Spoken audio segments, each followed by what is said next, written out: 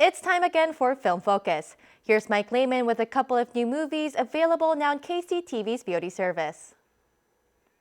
She starts fires. No, she's a nympho. I often go on about how, because we're taking a look at VOD now and not just anything and everything that makes it into theaters, that we have some better, more highbrow choices. And highbrow generally means drama versus comedy, or at least historical action versus Transformers or something like that. But this week things are a little different. The two new flicks that have come to KCTV's VOD service are both very new, fresh out of theaters, but as for the question of whether they're good or not, well, the answer may surprise you.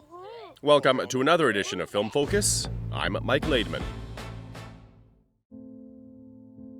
Will Smith is a pretty solid bet when it comes to a likable movie star. In fact, he's managed to hold together some less than stellar offerings over the years, but he alone can't hold together Gemini Man, even if there are two of him. Will Smith is Henry Brogan, an elite, albeit aging, assassin who is suddenly targeted by a much younger operative, an operative who seems able to predict his every move. To start, the movie looks great. In fact, Lee shot it at a super high frame rate, higher even than the Hobbit movies from a few years ago. Chances are you won't see it how it's meant to be seen at home, but it still has a distinct look to it that'll take a bit of getting used to. But apart from that, there are of course a lot of effects going on throughout.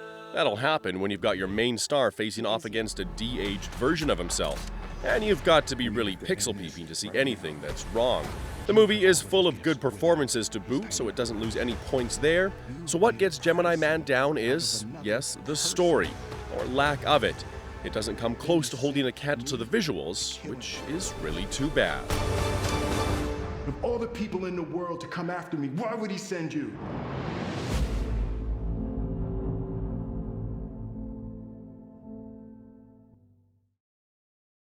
Look what I found at school today. So here's a bit of a shocker.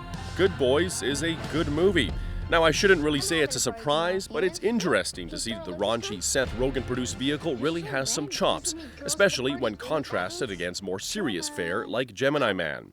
When he is invited to his first kissing party, 12-year-old Max is panicking because he doesn't know how to kiss. Keen to find out what's what, Max and his friends Thor and Lucas decide to use Max's dad's drone to spy on a teenage couple next door. But then things go predictably wrong, the drone is destroyed, and the boys skip school and end up having the kind of day no one will ever believe.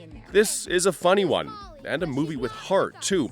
In fact, the only real criticism that can be levied against it is that it often goes a little too far out of its way to make more room for crass jokes.